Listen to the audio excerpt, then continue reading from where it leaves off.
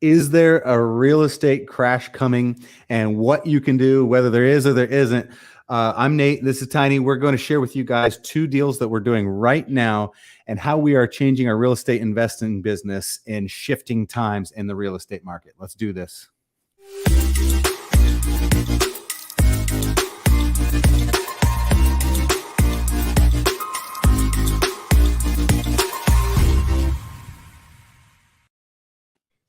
Tiny, I love the new bumper, buddy. Yeah, buddy, check it out. It's like, I'm so pumped.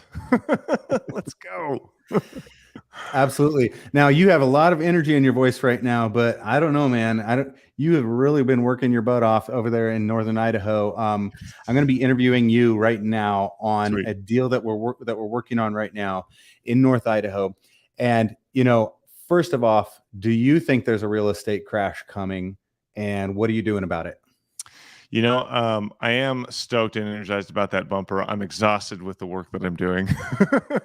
It's injured me. I've got a down wing.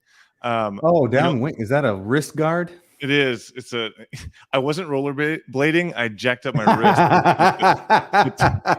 Just picturing a 7-foot man on rollerblades. The doctor was putting that on me, and I was like, "Oh, great! Now I can go rollerblading. Thanks." I messed up the tendons in my wrist, moving truckloads after truckload of junk from a project. So, to answer your question, do I think a real estate crash is coming? No, I think a real estate correction is coming, and that term feels a bit like when a doctor says you're going to feel a little bit of pressure. Like, ow, that effing hurts. So, a correction being in the market instead of the craziness of just storm of multiple offers and bidding wars and houses pending in 24 hours. That is I think like a 24-month anomaly, thanks to COVID, that is going to be kind of in our record books as, well, this was different, and here's why.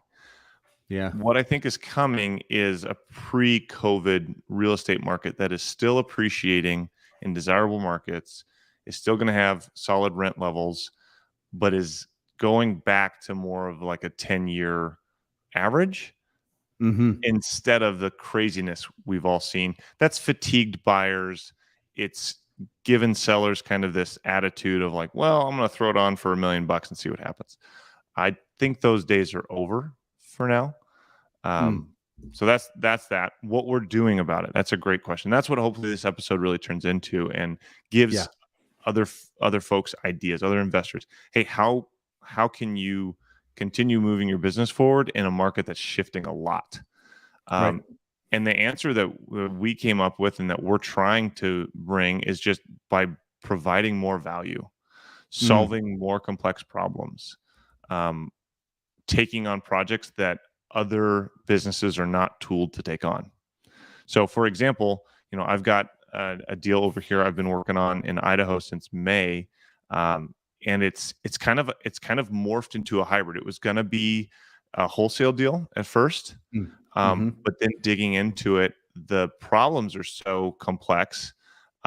Property that's in foreclosure, that has someone who's going through the probate process, and there's also there was a massive amount of personal property on site that would prevent a wholesale deal from happening. It would prevent a retail sale from happening, and the owner is physically disabled. So they couldn't make it happen. So, and the house has deferred maintenance and challenges, just real challenges. So the challenges aren't just physical on this one. They're physical and they're legal and emotional. There's a death in the family and relatives are far away. And it's hard. It's a hard one. A way that we're providing value is we're solving all the problems. And I mean all the problems. And it's one of those ones where you're exhausted at the end of the day, but you know that in one person's world, you're absolutely changing it. Even if it's not like a slam dunk or a home run of a deal where you're just like, oh, I was in and out of that and I made $100,000. That was awesome. It's not that at all. we'll make money on it, but it's taken a piece of me with it. Piece of your wrist with it. Yeah. Piece of my wrist. However, Piece of your soul. it's going to be those ones you remember for a long time as like, yeah, we really got to make a difference on that one. Like that, that person was going to be homeless, Yeah. and they're not. So that feels good. I keep telling myself like it's going to be worth it. So it was going to be a wholesale, then it wasn't. Then it was going to Mhm. be like a retail list, then it wasn't. And now Mhm. it's a hybrid because you've basically been working to get the property clean enough so that it could go retail on the market. Is that the idea? So Yeah. finding a So retail buyer, not instead of an investor buyer.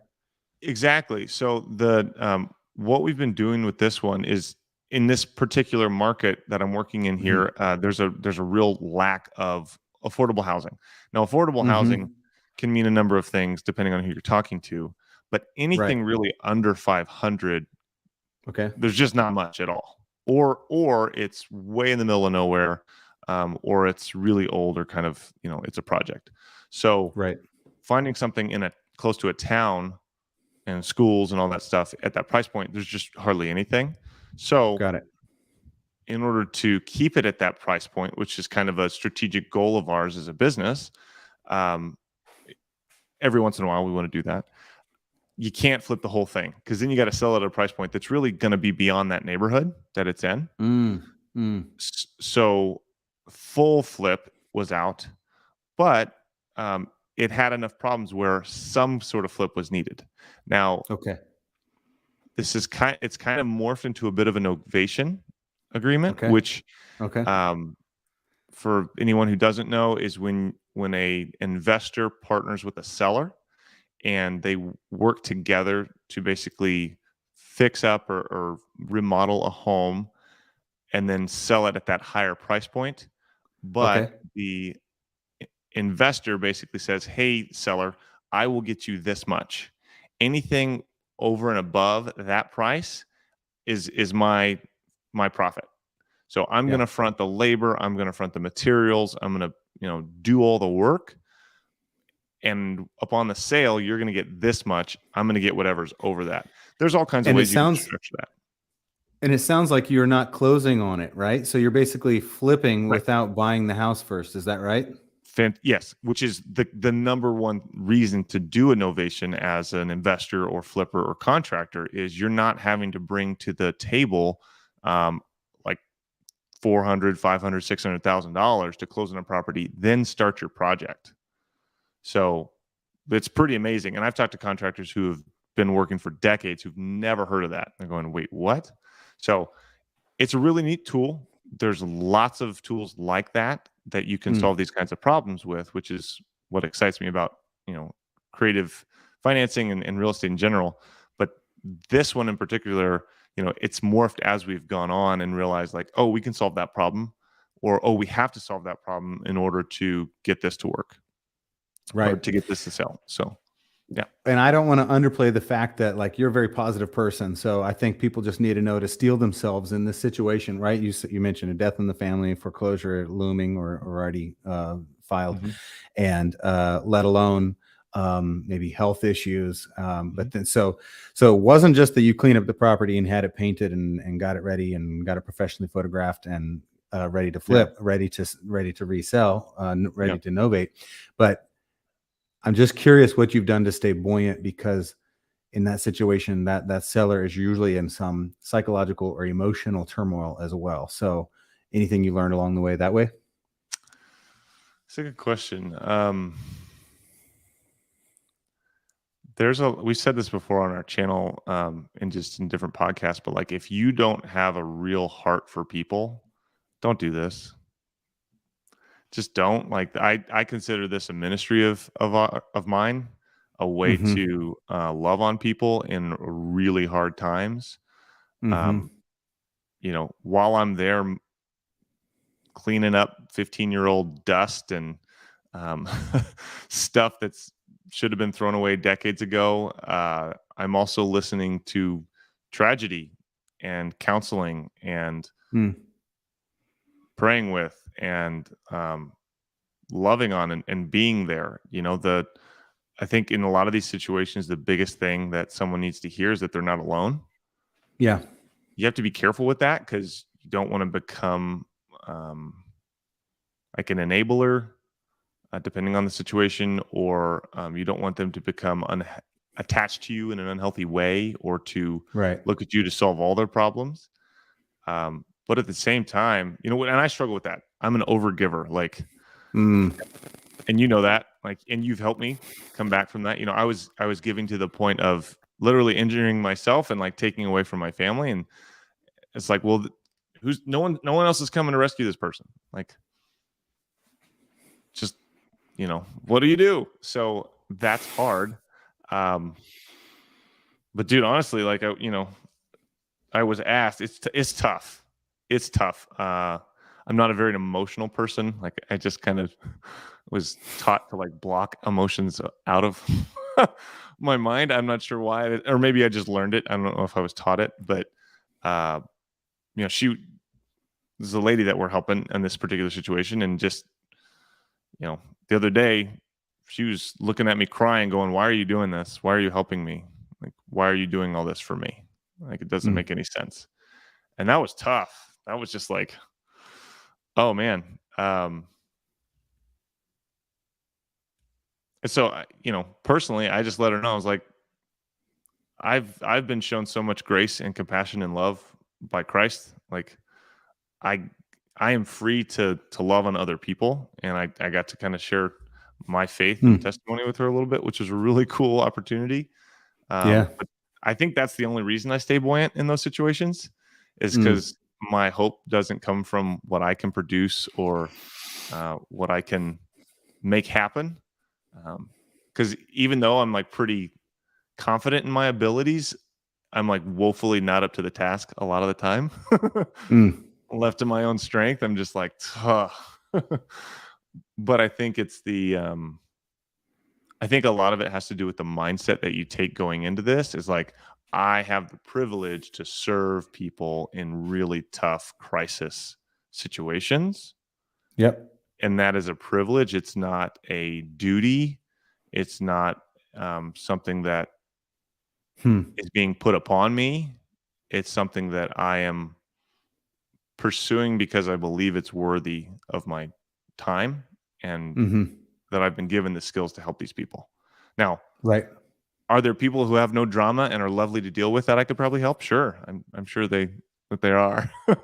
I just haven't found those people yet. Right. Right. Well, and so you're going to get paid, God willing, because of your ability to walk those lines between Yeah. tragedy and challenge and getting the property ready to go. And so Yeah. the idea here is, you know, having hope. There's really no guarantee that once we list this and that it would sell. So Hmm. we're people of hope. We're people of math for certain, but we're also people of hope that can look at a challenging situation and go, Yep. okay, I Yep. believe that if we do X, Y, and Z and help you Yep. get to A, B, and C, then we're also going to be able to. Not only are you going to have a nice new place Hmm. and cash in the bank and Hmm. avoid a foreclosure Hmm. and move on with your life emotionally, but we're also going to get paid handsomely.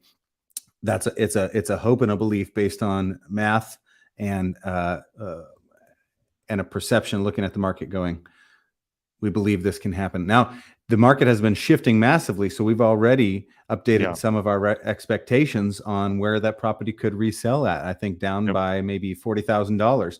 Now, luckily, we bought it right, and so it still should make sense in the Yep. market and should Yep. be, like you said, a great, affordable, beautiful house for the next person coming along.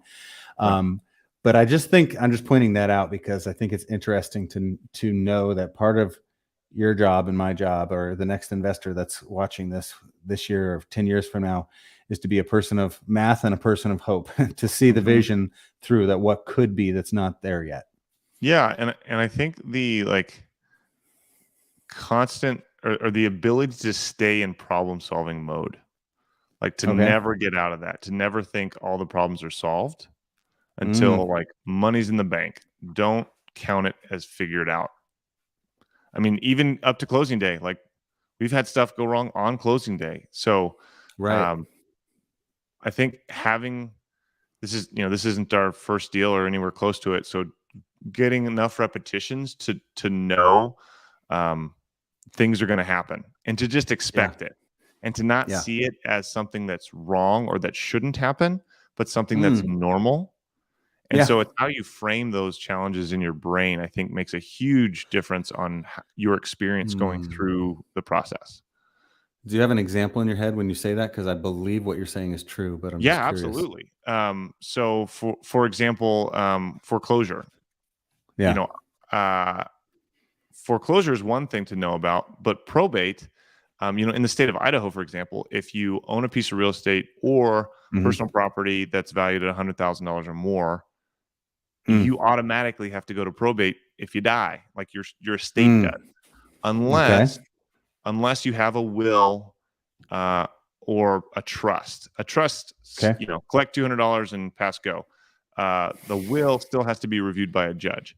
In this case, and in most people's cases, they don't have a will or a trust, and so Mm. everything gets locked up in probate. When we Hmm. purchased this, when we went under contract, I didn't know about that. Seller didn't tell me about it. Was just kind of like, oh, by the way, 3 weeks later, what? So that was kind of like a curveball. Now we've been able to work with that. So that was one that was like, oh geez. Another was just like How did you we work with that? Just by extending the closing date? Is that what you mean? extending the closing date and then adjusting the exit strategy. So when Hmm. you Hmm. underwrite it, making sure, like we always say, you have multiple exit strategies, because if we had just purchased it to where, wholesaling it was the only way out, we would have been screwed, Right. right? Right. Right.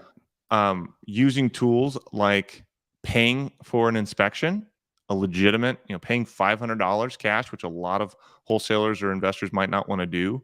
We do that almost every single time Right. because it gives you information unless you're a trained inspector or contractor, it gives you things to go, oh, we need to lower the price for this. And here's the evidence, Hmm. legitimate inspection. um, Right. using using different strategies and tools, not strategies, just different tools in the process to go, hey, we bought it at this because this is what we knew. We just learned this. We need to buy it at this. We need to Hmm. lower Hmm. this. Hmm.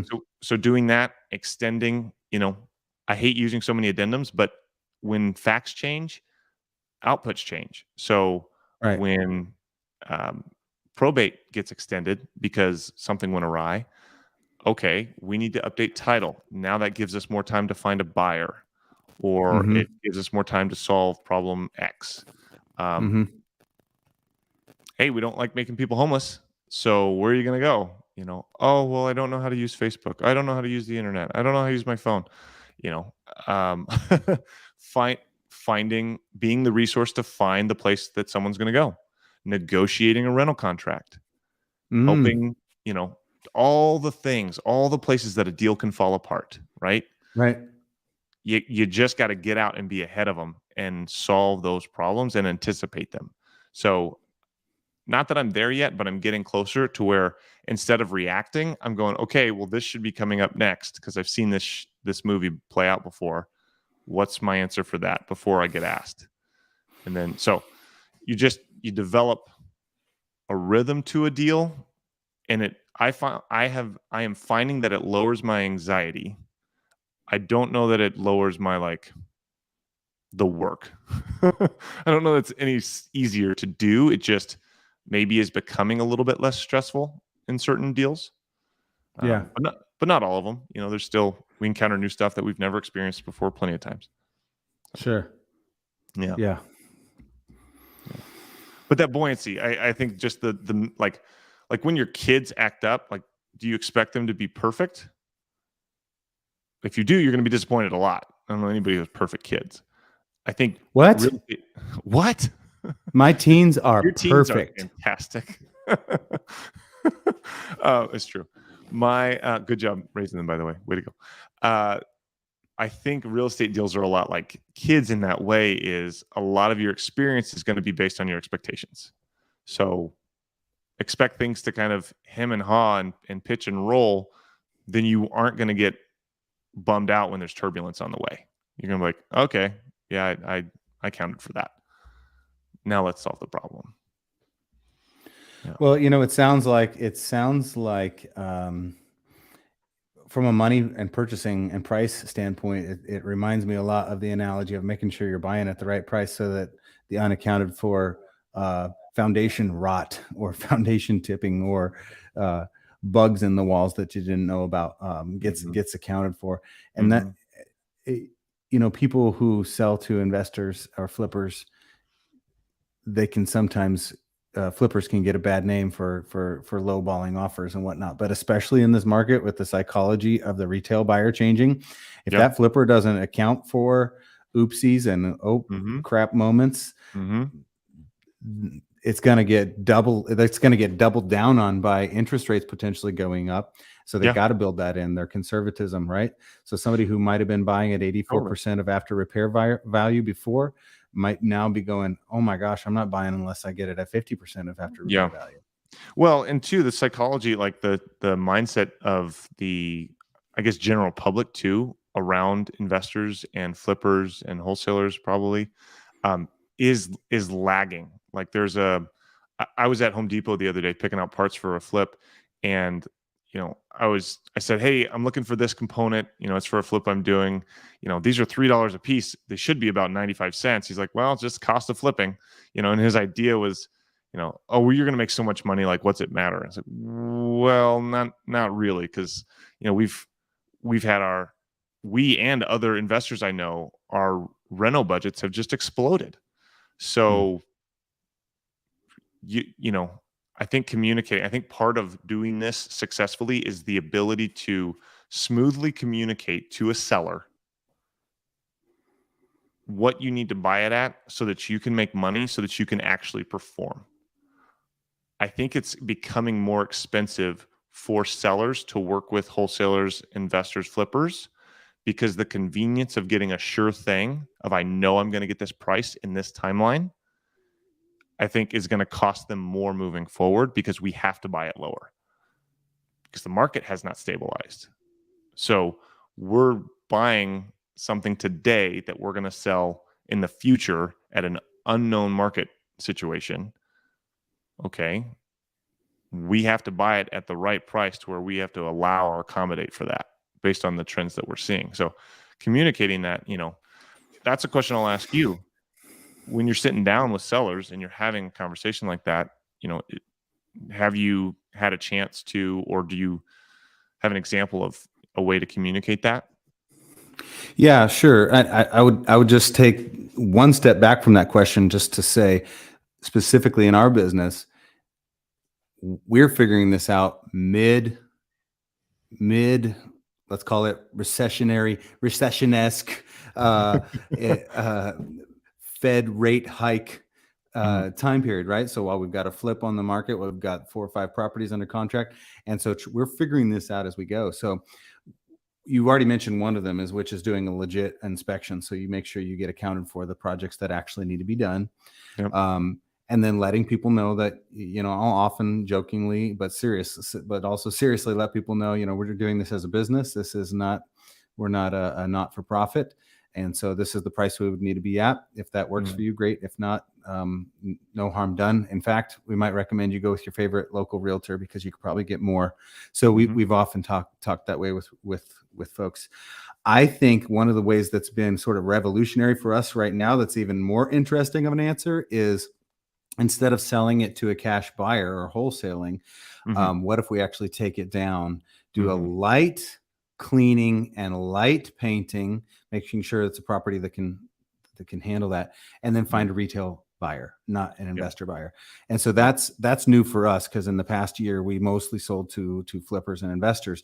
So if we can find a property that's livable, that just needs to be cleaned up, and that the person is still willing to take an appropriate price that matches for a cash quick close situation, then we can actually wholesale it. So instead of wholesaling it, we might do what you're doing, which is with your property, you're actually basically novating it or not ever taking it down. Or like another one we've got in Washington right now, we actually raised the funds to buy it at a wholesale price. We'll do a light cleaning, or we'll do not a light cleaning, a massive cleaning, and paint, professional photos, and retail sale it Yeah. And in fact, in that process, we actually found a retail buyer. And so we actually, when we went to find our investors, we already had the A to B transaction and the B to C transaction. So wholetailing it rather than wholesaling it and actually taking it down and purchasing it. Yeah. But again, selling to someone who's going to live in it rather than someone who needs additional margin on top as an investment property. So on that, and I want to ask you some questions about that deal in particular that I think would be helpful to kind of unpack. But another reason we're doing that is because right now, what it is, it's July 18th today, 2022, and the investor community right now in the Northwest that I'm plugged into, you're plugged into, I'm seeing a predominant game plan of sit and wait, and they're not purchasing anything. So what 2-3 months ago, because this has been building for a little bit, would have been like, hey, I want that deal right now. Like, I want it. Give me the details. I'm going to buy it. Is now going, it's interesting. Good luck with that. It's like, whoa. So even now, big psychological change. Huge psychological change. However, I am finding that is regional. So in addition to taking down properties, solving massive complex problems to find new buyers for it, and then working to get those buyers approved and all the complex things that we'll talk about here in a second. I think another thing that we need to be open to is taking properties down at a wholesale price and selling them to out-of-state buyers who maybe are not experiencing the same psychological kind of mood change that is happening up here. Because in different regions, the real estate market is changing differently. So not everybody is having the same amount of slowdown or the same amount of pause or restriction or conservatism. Is that partly because we were growing so fast in the Pacific Northwest, too fast? And so that's a great question. We slowed down faster, harder? I don't have the answer. The brakes felt more. Brakes felt like they were slamming down harder because we were moving this head so much faster. I think the reason that is happening is more so a cause and effect between the kind of levers of supply being low. It's still 3 months, which is like if you went into a grocery store, like half the shelves would be empty. That's what a 3-month inventory looks like around here. But interest rates are up, still below historical norms, but above historical norms for the last 10 years. And so you're buying aged folks who have seen interest rates or been paying or are even aware of interest rates for the last 10 years think that 5.5% is astronomical because they saw 2.25% 5 years ago. Got it. I think that is slowing down. I think investors are looking at the Fed going, what's going on? I think they're looking at political stuff and it's just, there's a lot of unknowns. There's a lot of complicated factors at play.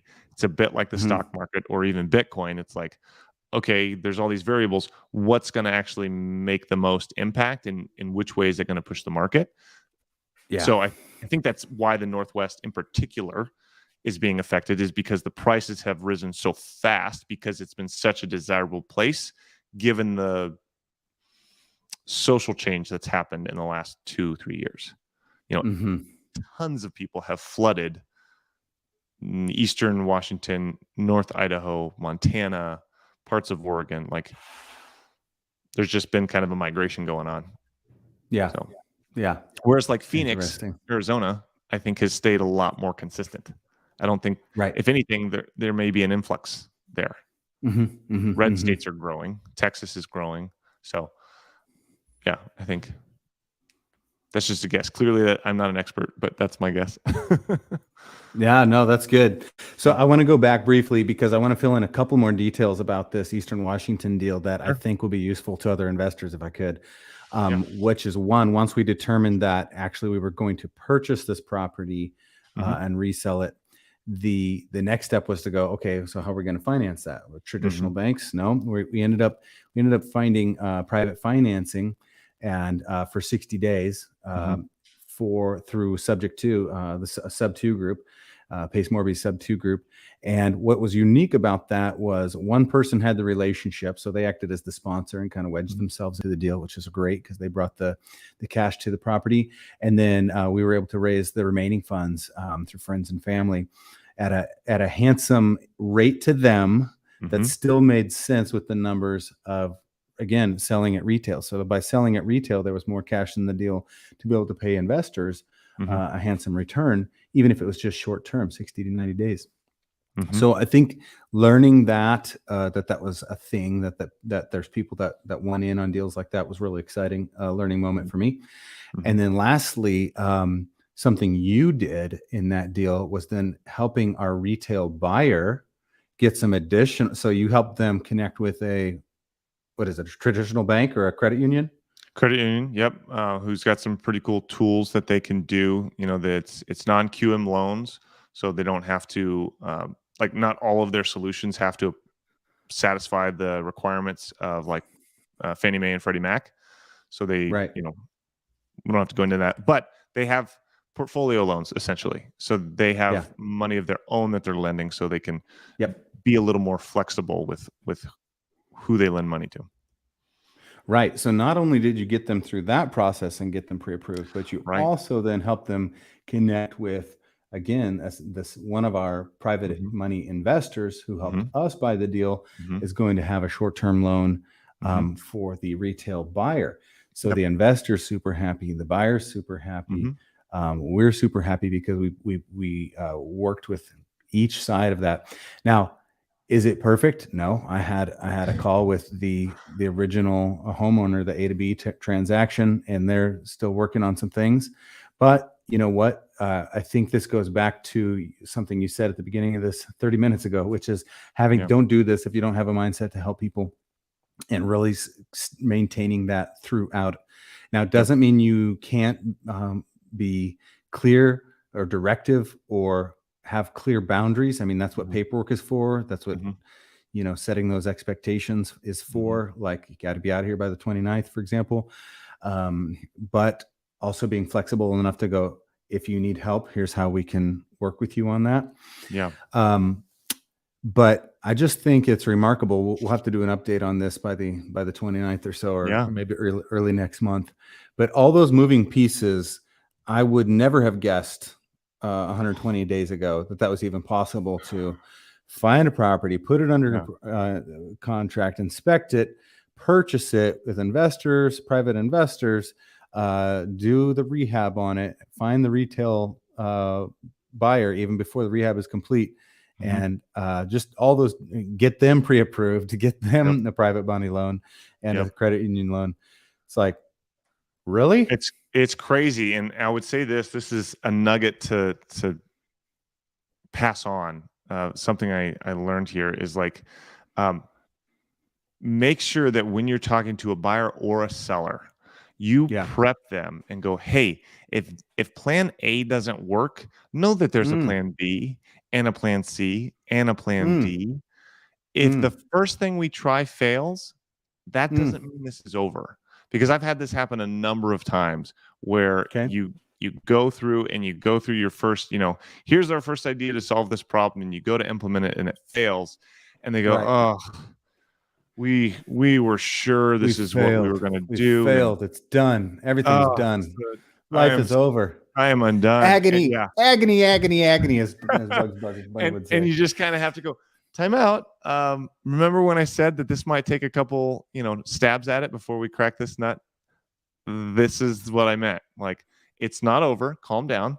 Put the Harry Carry knife away. Like, we're gonna be okay. Let's keep Okay. working towards this. Um, that is something that I think is important to prep a buyer or seller with. Whenever you're going to step into a complicated situation, go, hey, I need you to put your problem solving hat on and keep it on. This is gonna work if we keep working it. But if we give up, or if we stop, or we throw in the towel, it will fail. So Keep the faith. keep the faith and keep working. know that you've got a team of amazing problem solvers on your side, and we got this. So just hang in there. And man, you have to deliver that message over and over again, because again, you'll get to like plan 3 sometimes and like, oh, I just can't believe we're not gonna. And I'm like, we've had this talk before. Like, just hang in there. We're gonna go to the next plan. So here we go. But that both earns immense trust and credibility, and I think probably some really raving fans that I think will champion your business for years to come, when you can prove to someone you are just not willing to give up and you will do whatever it takes to make it happen. I mean, how can you not love a business that does that? How can you not love people who work that hard for you? So yeah, that's good. That's good. Yep. Well, that's 2 deals and how we're creatively solving for, is there a real estate crash? Probably not. Is there a correction? Yeah. In the Pacific Northwest, we're having to correct from really hot, really fast price increases, and probably sellers getting unrealistic expectations from really, really historically low rates. Basically, I heard you say there's only half shelves open right now in terms of inventory. People still want to buy houses, but when we put them on the market, whether they're wholesale, retail, otherwise for sale by owner, you better price it right. And you better have a plan for price reduction that still gets you, let's say, what you need, or as close to what you need as possible, but getting that price right. And it's not what you thought it was going to be 2 months ago, probably. Yeah. And it's not. And just kind of getting over that and moving forward, and knowing that like there's another deal out there. Work at base hits or base. I'm not a baseball player, but like, work at incremental improvements. Don't try to hit a home run every single time. Yeah. I think also we're not going to have time for this because we're running short, but I do believe that creative finance and subject to and lease options are going to become more and more important. Oh yeah. Big time. In the next 6 months, I think we need to do a podcast on what is creative finance, what is subject to, how does it work. If anybody's watching this or watches this in the future, give us a comment, thumbs up, like, or whatever. Yeah. But I want your feedback. Does everybody know about creative finance? Does everybody know how to take down a property subject to? Is this old and boring? Does anybody need to know this? Because, I mean, I think it's pretty incredible. And I was just in a room full of investors that had collectively, there was probably 1,000 years of experience. And maybe like 4 of us knew what creative finance was. And everyone else was like, what? And we're like, yeah. So it's pretty awesome. But that's just my opinion. They were like, what? And we were like, yeah. And we were like, serious? And we were like, yeah. Yeah, I'm serious. It's real. So the kind of atmosphere in the room and the temperature was like, this is going to become more needed as we move forward, probably over the next 2 to 4 or 5 years. It's not been as needed because money's been cheap and deals have been available. But as the market shifts and changes, you're going to need these tools to put together deals. So, yeah. Good. Like, we'll do subscribe, it. We'll cover it on the do next all those one. things. Do it now. Do the things. Do it. Do the things. Do it. All right. Good job. Tiny. I hope this was helpful. Great job asking questions. I hope any of my answers were useful. Thanks for your input on the deals in Washington. But again, I'll leave you with this, guys. Just add massive value and you can't go wrong. Like, overgive. So what? Like, overgive a little bit or a lot and just see what happens. See what happens. Yeah. Cool. Love it. Tiny, see you on the next one, brother. Sounds good.